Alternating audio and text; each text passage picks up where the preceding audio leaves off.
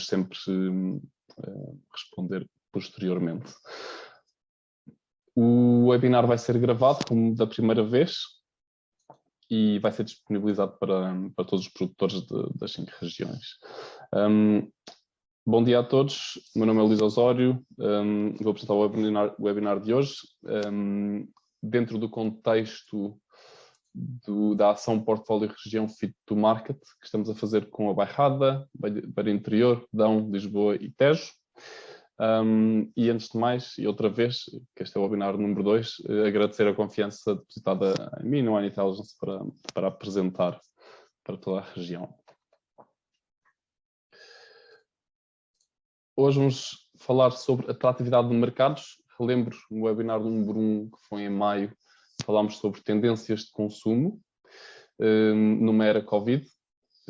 Esse webinar e essa apresentação estão disponíveis para todos e podem ser distribuídos dentro de cada uma das CVRs, dos membros de cada uma das CVRs. Hoje vamos falar de atratividade de mercados e dentro de um par de meses, ainda com data a definir, vamos falar sobre oportunidades em estilos de vinho, ok? Para hoje, vou fazer uma pequena volta, uma pequena viagem à volta do mundo. Primeiro em geral, com uma passagem mercado a mercado, quais é que são os mercados mais hot neste momento e quais é que são os drivers de tornar esses mercados hot. E depois olhar um pouco, fazer um deep dive e olhar o que é a atratividade do ponto de vista dos vinhos portugueses e vamos fazer um deep dive também no Brasil. Primeiro que tudo, explicar a nossa metodologia de atratividade de mercados. Nós todos os anos, em agosto, setembro, publicamos um relatório chamado Compass.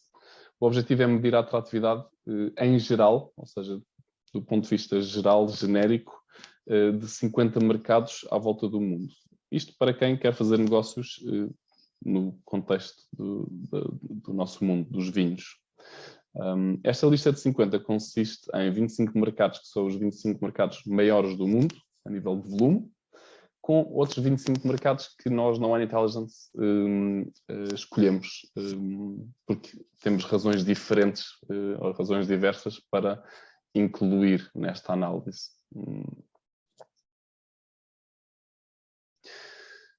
Ainda no ponto de vista geral, do ponto de vista de atratividade geral, este relatório, o Compass, vai medir a atratividade através de 2 eixos.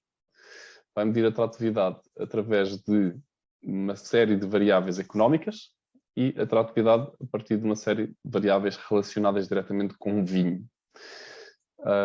Do ponto de vista das variáveis económicas, o que nós temos em atenção é a população, o total de população adulta, o PIB per capita e a tendência se está a crescer ou se está a decrescer, o poder de compra, que é este GNI, a taxa de desemprego e depois alguns indexes que nós conseguimos juntar de diferentes sources, como por exemplo o índice de corrupção, o índice de globalização e este ano tivemos aqui uma variável de Covid Impact relacionada com PIB.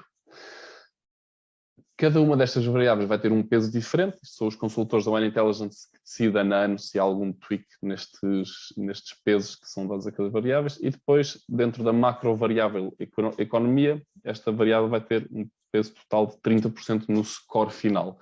No final vamos ter um score de 1 a 10, em que 10 é extremamente atrativo e 0 é extremamente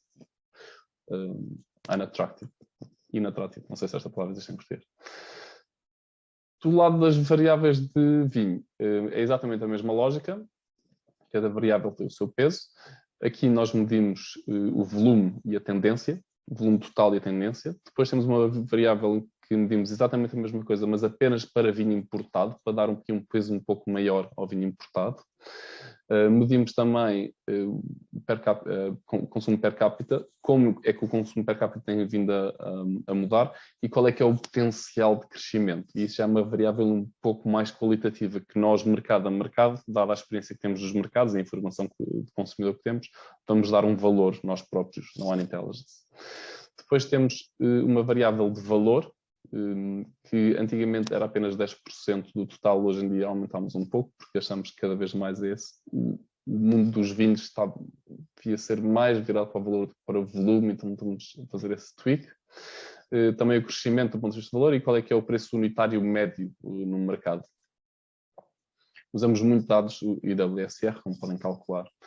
E depois temos duas variáveis bastante qualitativas, que são uma variável de profitability, ou seja, quanto é que achamos que é possível fazer num mercado versus o outro, do ponto de vista de fazer dinheiro nesse mercado para quem faz negócios lá, e accessibility, quão difícil é entrar num mercado do ponto de vista de burocracia, do ponto de vista de logística, por aí fora. E no final do dia temos um score de 70% para as Wine Market Measures e 30% para Economic Measures. Eu vou dar aqui alguns exemplos. Vou dar aqui alguns exemplos de variáveis. Por exemplo, o GDP per capita, o PIB per capita. Temos os 50 países, temos informação para os 50 países e recolhemos essa informação todos os anos do World Bank. E aqui o que nós medimos são duas coisas, é o PIB per capita em total, sempre em dólares. Como vemos, a Noruega, a Irlanda, a Suíça são os países com o maior PIB per capita do nosso grupo de países. E depois o crescimento desse PIB per capita, neste caso, fizemos entre 2016 e 2020, ok? Como vemos aqui, a Irlanda tem um crescimento muito acentuado, a China tem um crescimento muito acentuado e depois há países que decrescem, por exemplo. Estes países que têm uma cor azul são os países que no final do todo o estudo são os 10 países mais atrativos, mas já lá vamos, não vale a pena perdermos tempo agora com eles. Outro exemplo de variável é, por exemplo, o consumo de vinho per capita. E aqui o que é que nós temos? Também duas subvariáveis. O consumo total de vinho per capita, ou seja, em Itália bebe-se 36 litros de vinho tranquilo, Portugal 33, na Suíça 31, e também temos como é que este valor está a crescer. Como acho que muitos de vocês devem saber, Portugal era já há alguns anos o país com o valor mais elevado, mas em 2020 caiu muito devido à ausência do turismo. Portanto, estes valores per capita também têm uma influência do turismo, porque basicamente como a conta é feita no IWSR é o total de vinho consumido no mercado, depois divide-se pela população adulta. Claro que há uma série de vinho que é sempre bebida por turistas e esses turistas é muito difícil de isolar enquanto conta. Portanto, obviamente, num ano de pandemia em que muito turismo desaparece, países como Portugal, Itália, por aí fora, perdem bastante PIB per capita. E depois temos países a ganhar muito, como por exemplo a Noruega, e já vamos ver o caso da Noruega, o que é que se está a passar lá, e o Brasil, e também já lá vamos ver o que é que se está a passar lá, e a Coreia do Sul, que estes são assim, os casos mais gritantes, se calhar. Por fim, para dar só mais um exemplo, temos esta variável mais qualitativa, que somos nós na Wine Intelligence que damos. É uma pontuação que nós damos baseado naquilo que acreditamos no mercado, dada a nossa experiência de mercado a mercado, em que damos de 0 a 9, quanto é que achamos que o mercado pode ser profitable e quanto é que achamos que o mercado tem potencial para angariar novos consumidores. Por exemplo, no Brasil há um potencial enorme de angariar novos consumidores, temos um consumo per capita ainda muito pequeno, uma população muito grande. Na China é a mesma coisa, mas se calhar num país como o Reino Unido, que está bastante saturado, temos muito pouca capacidade de angariar novos consumidores. E a nível de profitability, temos também, aqui variamos menos, entre 3 e 7, a África do Sul, como veem, é um 3, a África do Sul tem passado pelas 10 pragas do Egito nos últimos anos, então o negócio torna-se obviamente menos atrativo. Mas depois temos países como, por exemplo, o Canadá, que começa a abrir os seus monopólios e isso traz uma série de oportunidades. Portanto, é um bocado este o racional. O que é o output final deste relatório? É exatamente aquilo que estão a ver. É uma matriz onde temos performance económica num dos eixos, que é o tal 30% para o score final que é dado a cada mercado, e potencial para o mercado do vinho, que é o eixo dos Ys, como temos aqui o eixo vertical. E depois temos uma linha, que é aquilo que chamamos uma trend line, então tudo o que está para cima dessa linha está over performance e tudo o que está para baixo está um pouco under performance, ok? Os Estados Unidos, claramente, é o mercado mais atrativo do mundo, isso não é novidade. Depois temos aqui uma série de mercados. Mas esta matriz é uma grande confusão, porque se nós olharmos só assim não aprendemos muitas coisas. Por isso vamos tentar dissecá-la um pouco de outra maneira. Então o que é que nós temos aqui? Temos exatamente os resultados que aparecem na matriz anterior, mas com o score final. Temos aqui, por exemplo, os Estados Unidos 6.8, isto é um score de 0 a 10, relembro que todas as variáveis são depois indexadas de 0 a 10, e temos a diferença entre aquilo que aconteceu em 2020 e aquilo que aconteceu em 2021 entre os nossos relatórios. Como é um relatório que publicamos anualmente, depois publicamos também a diferença, o que é que aconteceu a nível de ranking. E há aqui muitas histórias. No ano de pandemia, isto foi o ano em que nós tivemos mais diferenças, ou diferenças mais significativas de sempre, peço desculpa. Vamos começar pelos Estados Unidos. Os Estados Unidos continuam a ser o mercado mais atrativo do mundo, sem surpresas. E vamos tentar perceber um bocado qual é que é a estrutura dos Estados Unidos a nível de países de origem. Há aqui algumas histórias também. Quando olhamos aos países de origem, Portugal tem tido uma performance relativamente positiva neste mercado, mas há que ter cuidado com os números e não nos deixarmos enganar. O crescimento do consumo de vinhos portugueses está a desacelerar, ou seja, houve um crescimento muito rápido nos últimos 10 anos.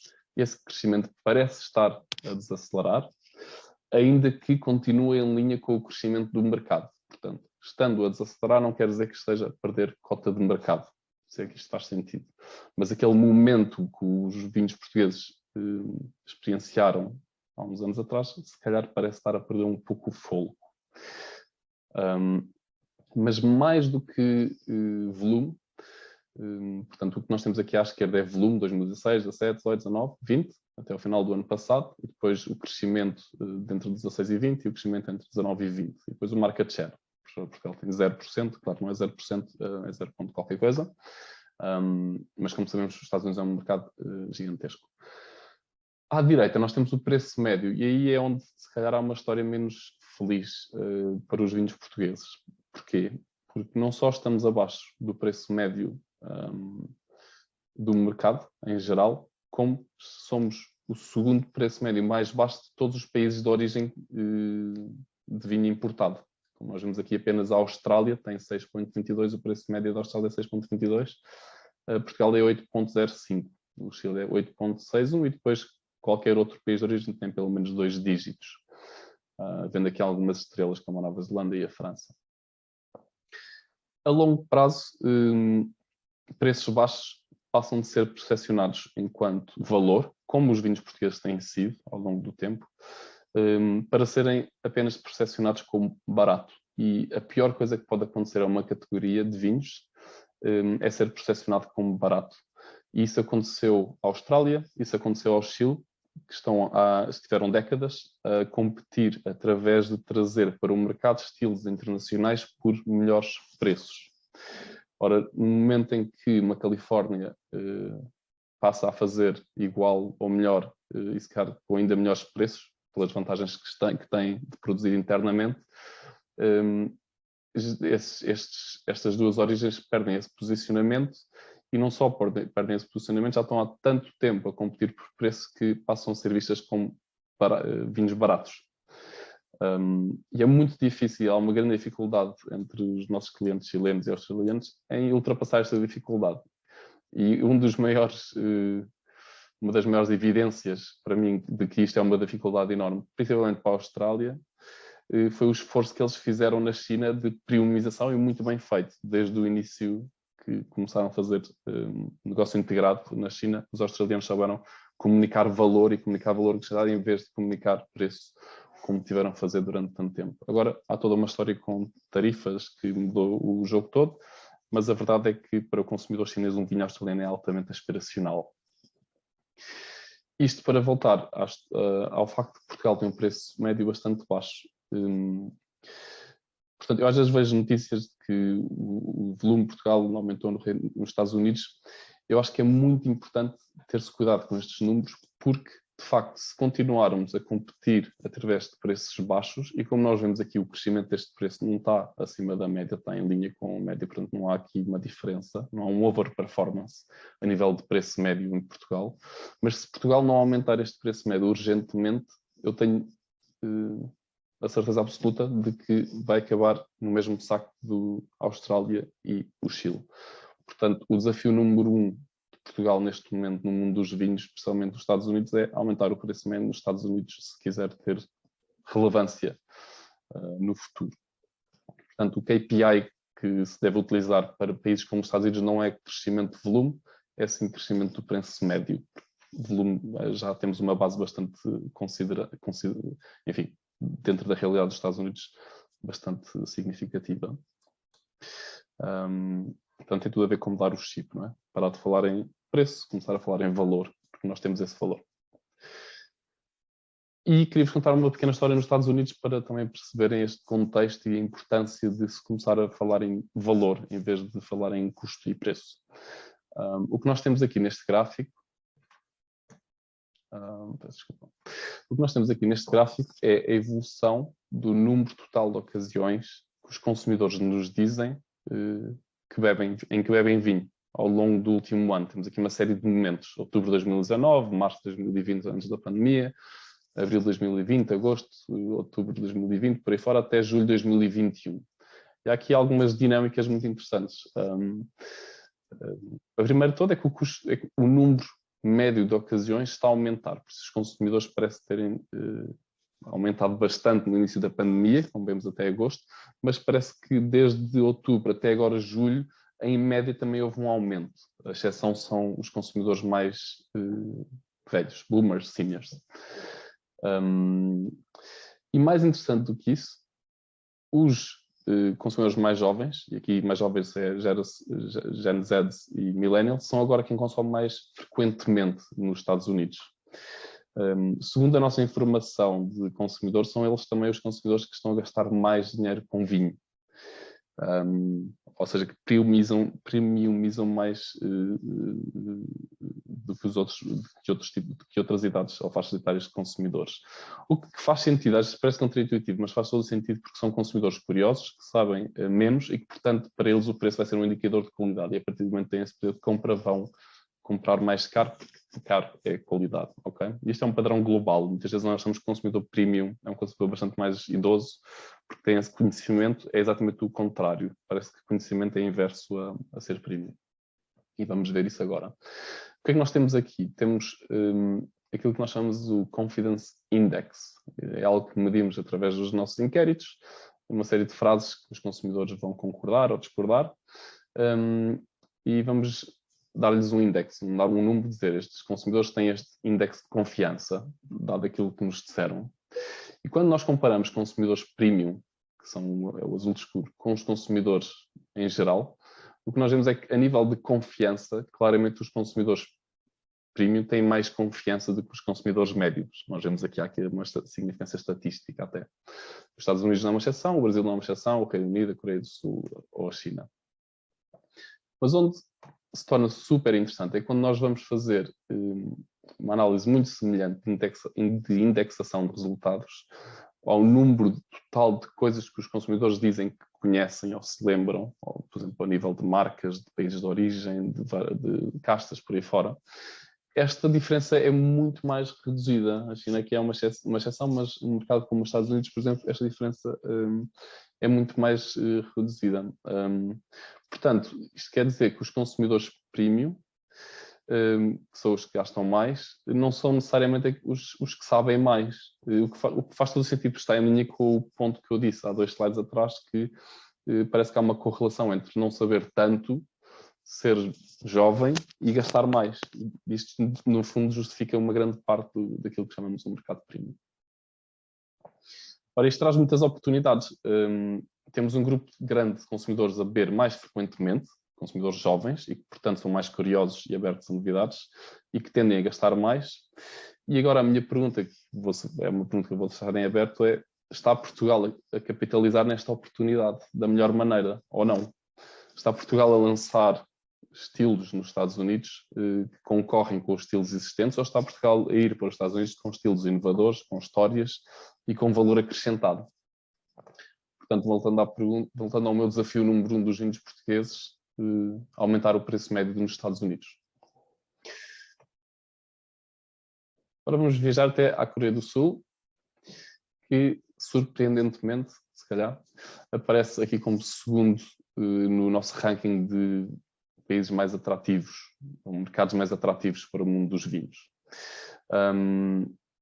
Há aqui algumas forças a contribuir para este resultado que são importantes de compreender. É um mercado que está em forte expansão, no nível de total de vinho consumido. Temos mais consumidores agora e temos um aumento significativo de consumidores mulheres e consumidores jovens, que era algo que não tínhamos tanto em 2017, ok? E informação um pouco mais qualitativa, de fontes mais qualitativas, de entrevistas que vamos fazendo de forma muito regular em vários mercados, incluindo na Coreia. Este Trade/Marketing Agent da Coreia do Sul disse-nos uma coisa que achamos muito interessante e que estamos a querer explorar um pouco mais da ponto de vista do research, que é os consumidores mais jovens estão a preferir vinho porque estão a ganhar aversão a bebidas com demasiado álcool. Está completamente em linha com a tendência de moderação que vemos um pouco à volta do mundo. O que é interessante é que num país como a Coreia do Sul, ou numa sociedade como a Coreia do Sul, o vinho é visto como a alternativa a quem quer moderar de espirituosos, por exemplo. Okay? Em países onde a cerveja é dominante, esta percepção já é bastante diferente. Não é? Portanto, são algumas das forças que estão a contribuir para este grau de atratividade.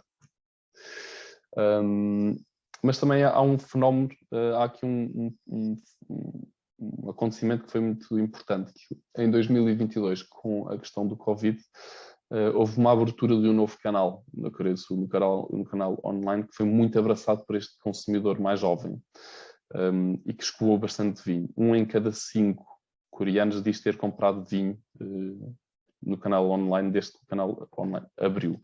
E abriu porque era demasiado regulado, era impossível vender vinho online por razões políticas internas, e agora é bastante mais flexível enquanto canal para se vender.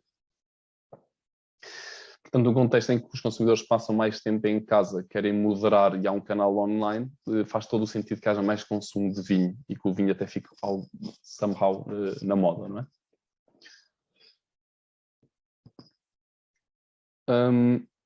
Quando olhamos às mesmas informações que vimos para o Brasil, há aqui uma história muito diferente. Portugal é muito mais irrelevante na Coreia do Sul do que é nos Estados Unidos, como volume, se bem que a nível de market share é um pouco maior, aqui já aparece 1%, mas enfim, muito irrelevante à mesma, mas com um crescimento estrondoso, ainda que de uma base muito, muito pequena, não é? Sentido de 72% num ano, que é algo absolutamente inacreditável. Mas mais do que isso, esta questão do preço médio de 19,50 dólares, que é um dos preços médios mais elevados de todos os países de origem. Portanto, aqui há muito boas notícias. Como é que isto vai evoluir daqui para a frente? É uma incógnita, não estou familiarizado com negócios portugueses na Coreia do Sul, mas há aqui uma história, ou uma pequena história que começa a ser contada, mas começa a ser contada bem, que é muito interessante. Portanto, há aqui oportunidades na Coreia do Sul e eu queria trazer-vos estes insights. Voltamos aqui ao nosso modelo, e depois há aqui uma série de países que sobem, não é? Por exemplo, o Reino Unido, a Irlanda, o Canadá, a Alemanha. A Alemanha não sobe de ranking, baixa 2%, mas é verde, está no verde à mesma, não é? Isto é muito importante perceber que são países onde a população tem um forte poder de compra, e que ao mesmo tempo são emissores de turistas e que obviamente beneficiaram com mais consumo interno. É muito simples de compreender essa lógica. E no sentido inverso, temos França, Espanha e Itália no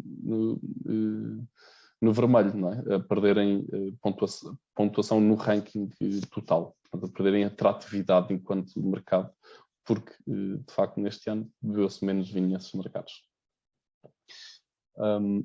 Esta tendência claramente vai inverter, claro, creio que deve ser isso que estão a pensar, porque o turismo vai abrindo, a pandemia vai sendo cada vez menos uma barreira, mas há que ter em conta aqui alguns fatores. Não é? A pandemia, na verdade, não está completamente controlada. Por exemplo, a Letónia ontem entrou num novo período de lockdown, durante um mês, e talvez mais relevante ainda do que fatores pandemia que possam acontecer no futuro, é fatores que aconteceram durante o último ano. Quanto dos hábitos criados no ano passado, no lockdown, com menos viagens, é que vão continuar e como é que vão impactar a maneira de sermos enquanto consumidores e como é que vão mudar os nossos padrões de consumo. Será que o turismo vai recuperar alguma vez a 100%? O turismo de trabalho, por exemplo, alguma vez vai-se voltar a viajar tanto em trabalho como antes, ou as novas tecnologias vão permitir significativamente menos viagens? Será que estes consumidores na Alemanha, no Reino Unido, nos nórdicos, redescobriram o seu país, os seus produtos nacionais, vão viajar mais internamente, vão consumir mais daquilo que se produz? O próximo gráfico vai trazer algumas pistas. Eu apresentei no webinar passado, mas acho que faz sentido aqui no Storytel de hoje. E dar-nos algumas pistas de o que pode acontecer. Nós fomos perguntar nestes 5 mercados quanto mais ou quanto menos estão a consumir vinho de diferentes origens. E o que nós vemos é que o efeito pandemia trouxe maior localism, ou seja, trouxe mais consumo de vinho doméstico na Alemanha, nos Estados Unidos, no Canadá, na Austrália e na China. Portanto, aqui as perguntas são sempre um pouco em aberto, é mais para fazer pensar do que dar-vos resposta, mas de que forma é que estes fenómenos vão impactar os padrões de consumo no futuro? De que forma é que vão influenciar uma categoria como a categoria Portugal em cada um destes mercados? De que forma é que se pode contornar este tipo de fenómenos por aí fora? Voltando aqui ao nosso ranking, há aqui algumas coisas que também são bastante gritantes, não é? Eu acho que a Noruega é provavelmente assim o mais gritante, que subiu 25 posições este ano. A Suécia também bastante interessante e a Finlândia também num padrão muito, muito semelhante. Então, o que é que estes mercados têm em comum, estes 3 mercados? Estes são os monopólios da Europa. E tipicamente monopólios têm preços mais elevados do que outros mercados, porque são controlados pelos governos centrais e é todo um revenue que entra para as contas públicas. Mas houve um fenómeno super interessante que aconteceu nestes mercados, um fenómeno de reação em cadeia. O que é que aconteceu? Tradicionalmente, os suecos vão à Dinamarca comprar vinho. A Dinamarca não é um monopólio e tem um vinho bastante acessível a nível de preços. Então, os suecos tradicionalmente vão muito à Dinamarca comprar vinho. Atravessam a ponte até Copenhaga, quem vem de Malmo, ou até vão de barco, mais no norte, quem vem de Gotemburgo. Por sua vez, os noruegueses tradicionalmente vão muito à Suécia comprar vinho, porque na Noruega o vinho é mais caro do que na Suécia, mas também há aquilo que se chama o Buscruise entre a Noruega e a Dinamarca. E os finlandeses, por sua vez, vão à Estónia, daí sim chamam-se os Buscruise, que tipicamente os consumidores finlandeses vão num barco e voltam no mesmo dia com as suas compras de álcool e de vinho, incluindo.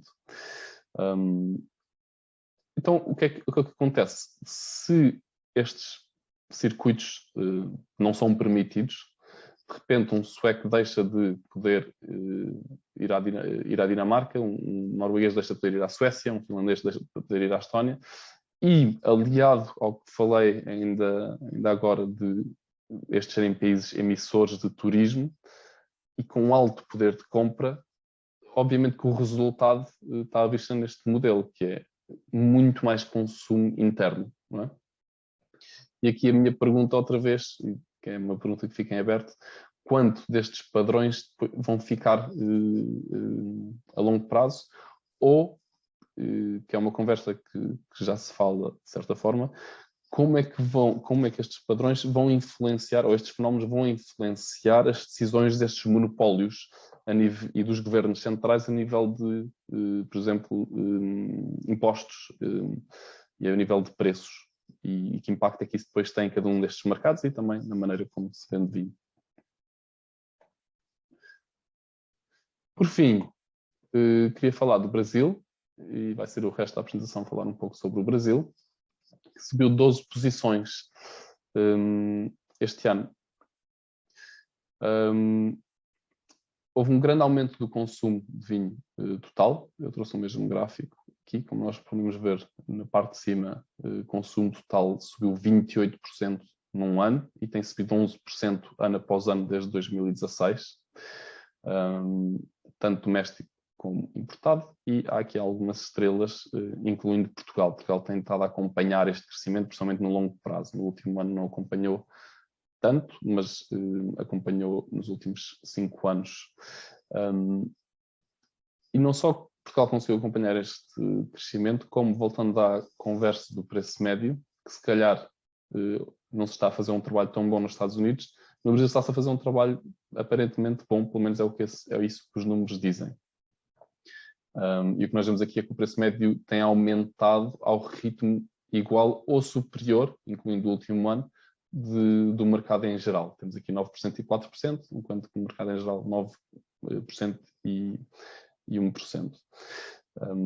E este é o único mercado do mundo, o mercado brasileiro, onde Portugal é percepcionado pelos consumidores, isto é a informação do consumidor, como tendo vinho de alta qualidade ao nível de Itália e de França. Este é o único lugar do mundo de onde nós medimos, claro que se calhar vamos medir em Angola e alguns desses países, mas onde o nosso sistema de inquéritos mede informação de forma regular, em que Portugal aparece enquanto altamente vinhos de qualidade. Isto é provavelmente o maior asset que Portugal tem à volta do mundo. Enquanto que o maior desafio que Portugal tem à volta do mundo é aumentar o preço médio no Brasil, o maior asset que Portugal tem à volta do mundo é a percepção que os brasileiros têm dos vinhos portugueses. E há que ter isso, e isso é muito delicado, porque é muito fácil de perder este tipo de percepções. Mas é muito bom de capitalizar também. Há oportunidades imensas no Brasil, que já lá vamos falar só outra vez aqui um pouco dos resultados gerais e perceber como é que estes resultados apareceriam se fizéssemos isto para Portugal. Então, relembro que a nossa matriz, que é bastante confusa, não nos diz assim imensas histórias, e vamos mudá-la um pouco. Então, o que é que vamos fazer? Vamos juntar estes dois eixos, Market Potential for Wine, com Economic Performance, os tais dois eixos que eu vos expliquei, com as variáveis todas. Vamos fazer um eixo novo, chamado Total Wine Market Attractiveness, que foi o ranking que nós vemos, ok? E vamos criar um eixo novo de Portugal, chamado Attractiveness for Portuguese Wines. E aqui vamos utilizar algumas variáveis novas. O market share que Portugal tem em cada um dos mercados, o volume total de vinho português vendido em cada um dos mercados, o crescimento desse volume, o preço médio, como vimos, muito importante, e o crescimento desse preço médio, e uma variável super qualitativa que eu próprio fiz, que é de afinidade cultural. Por exemplo, no Brasil vamos ter uma afinidade cultural muito elevada, por todas as razões, mas se calhar numa Coreia do Sul não vamos ter uma afinidade cultural tão elevada, se calhar vai ser bastante baixa até. Ok? Oi? E vamos fazer a mesma análise, outra vez, um pouco confuso, mas há aqui algo que salta logo à vista. E depois nós vamos disponibilizar estes dados para todos, se quiserem ver depois mais em detalhe. Mas há aqui um dado que salta imediatamente à vista, que é o Brasil. Não é? Lá está, o maior asset que Portugal tem no mundo dos vinhos. E hoje eu queria perder o resto do tempo a falar um pouco sobre o Brasil. Claro que há aqui outros mercados que são relevantes, Angola, temos Irlanda, Canadá, Suíça é muito relevante, França é muito relevante, Bélgica, Luxemburgo, mas eu acho que para hoje a nossa opção foi falar um pouco mais sobre o Brasil e perceber o que é que está a mudar no mercado brasileiro, que é super relevante de se entender. Então, primeiro que tudo, o que é que acontece ao Brasil nos últimos anos ao nível de estrutura do mercado enquanto número total de consumidores? O que nós temos é uma população que cresce, temos de 137 para 141 milhões em 2 anos, mas temos uma população de, que nós chamamos de wine drinkers, ou seja, pessoas que dizem que bebem vinho pelo menos uma vez por ano, a crescer mais rapidamente. Portanto, enquanto que em 2018 tínhamos 74 milhões, do que era 54% da população adulta, Agora temos 83 milhões, que é 59% da população adulta. Por isso temos uma maior penetração de wine drinkers dentro da população adulta. Portanto, há muitos consumidores a entrarem, muitos consumidores novos a entrarem na categoria. Para além disso, dentro desta população de wine drinkers, estamos aqui nos 74 milhões, 43%, ou seja, 32 milhões eram regular wine drinkers, aquilo que nós chamamos de consumidores mensais de vinho, portanto, anual, mensal, em 2018. Esta taxa de cobertura também aumentou significativamente. Temos, em vez de 43%, temos 47% agora. Portanto, também temos uma aceleração na conversão de wine drinkers para regular wine drinkers. E, como se não bastasse, entre regular wine drinkers, ou seja, consumidores mensais, temos 32 milhões em 2018, 70% em 2018, ou seja, 22 milhões eram consumidores semanais de vinho, e neste momento esse número passou para 28 milhões, com uma taxa de cobertura de 73%. Portanto, estamos a aumentar o número de consumidores a vários níveis e a vários tipos de frequência, o que é super interessante, não é? Portanto, nós neste momento temos mais 9 milhões de consumidores anuais, mais 6 milhões de consumidores mensais e mais 5 milhões de consumidores semanais do que tínhamos há 2 anos. Isto é extremamente relevante para o mundo dos vinhos portugueses, principalmente num contexto em que o Brasil vive crises políticas, económicas, burocráticas e por aí fora, não é? Onde há um contexto muito adverso para que isto tivesse acontecido, mas aconteceu. Portanto, só posso imaginar o que teria acontecido caso o contexto económico fosse mais favorável. Portanto, muito potencial no mercado dos vinhos brasileiro e isso era algo que eu queria trazer aqui para hoje e claramente reforçar e deixar bem claro. Portanto, para muitos consumidores entrar na categoria, há muitos consumidores a entrar na categoria neste momento, que estão, segundo nos parece pela evidência que temos, a migrar de outras categorias. Estão a vir para o vinho, a migrar, por exemplo, da cerveja. Relembro que a cerveja é altamente dominante no Brasil, ok? Para experimentar vinho, e aqui a palavra-chave é experimentar. Quando nós medimos mercado a mercado, nos nossos estudos nós tentamos ser muito consistentes na maneira como fazemos as perguntas para podermos fazer análises globais, padrões, etc. E às vezes o que acontece num mercado acontece noutro, e também para perceber qual é a diferença entre tipos de consumidores em diferentes tipos de mercados.